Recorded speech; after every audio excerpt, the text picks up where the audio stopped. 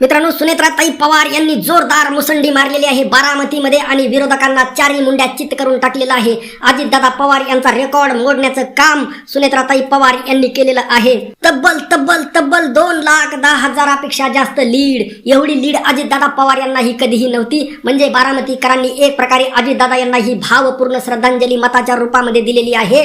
आणि सुनेत्राताई पवार ज्या पद्धतीने म्हटल्या होत्या किंवा त्यांचं सगळ्यांनी म्हटलं होतं, सगळ्या राजकारण्यांनी, की आपल्याला ही सगळी लीड मोडायची आहे, रेकॉर्ड मोडायचं आहे आणि रेकॉर्ड ब्रेक विजय या पोटनिवडणुकीमध्ये, बारामतीच्या पोटनिवडणुकीमध्ये सुनेत्राताई पवार यांचा झालेला आहे.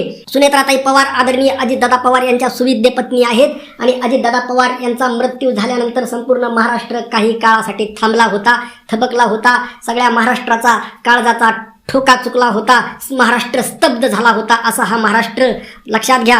काय म्हणतात ना, आता कितीही जरी असलं, काही गोष्टी माणसाच्या हातामध्ये नाहीत आणि माणसाच्या हातात नसल्यामुळे अजितदादा यांचा मृत्यू झालेला आहे अपघाताने. आणि मृत्यू कधी कोणाला, कितीही माणूस VIP जरी असला, प्रधानमंत्री जरी असला किंवा अमेरिकेचा राष्ट्राध्यक्ष जरी असला, तरी मृत्यू कोणाचा कधी कुठं येणार हे कोणालाही माहीत नसतं. आणि अजितदादा गेल्यानंतर संपूर्ण महाराष्ट्र हळहळला.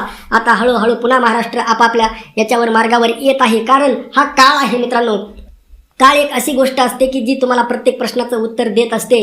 परंतु आता या काळावर मात करत अजितदादांच्या पावलावर पाऊल ठेवत सुनेत्राताई पवार यांचा प्रवास सुरू आहे.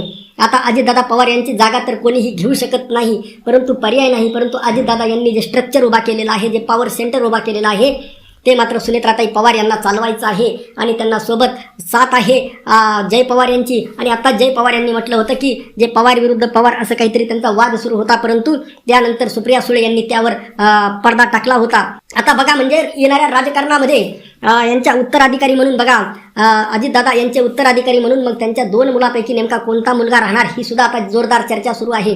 कारण सध्या जिम्मेदारी आपल्या खांद्यावर जरी सुनेत्राताई पवार यांनी घेतलेली असली आणि सध्याचं एकंदर राजकारण पाहता 2029ला सुनेत्राताई पवार लढणार की पार्थ पवार लढणार की आपले जय पवार लढणार, हे सुद्धा पाहणं गरजेचं आहे. आणि या सर्व पार्श्वभूमीवर सध्या जी जोरदार मुसंडी, जोरदार विजय जो सुनेत्राताई पवार यांना भेटलेला आहे, ही निश्चितच एक अजितदादा पवार यांना एक भावपूर्ण श्रद्धांजली आहे.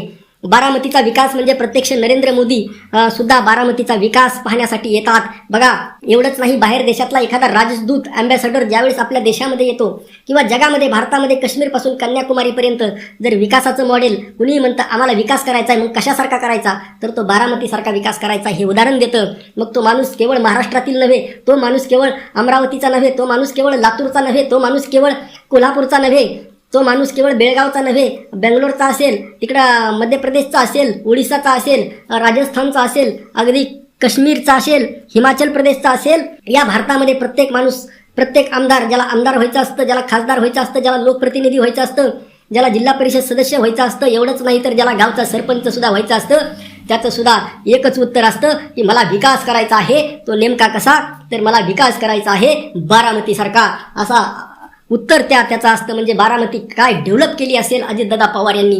तुम्ही जर बारामती जर गेलात तर तुम्हाला बारामतीमध्ये, तर तुम्हाला असं कदापिही वाटत नाही की तुम्ही भारतामध्ये आहात. तुम्हाला असं वाटतं मी स्वित्झर्लंडमध्ये आहे, तुम्हाला असं वाटतं मी नेदरलँडमध्ये आहे, तुम्हाला असं वाटतं मी इंग्लंडमध्ये आहे, तुम्हाला असं वाटतं मी पॅरिसमध्ये आहे, तुम्हाला असं वाटतं मी फ्रान्समध्ये आहे. एवढा प्रचंड विकास अजितदादा पवार यांनी माननीय शरद पवार यांच्या नेतृत्वाखाली बारामतीचा केलेला आहे.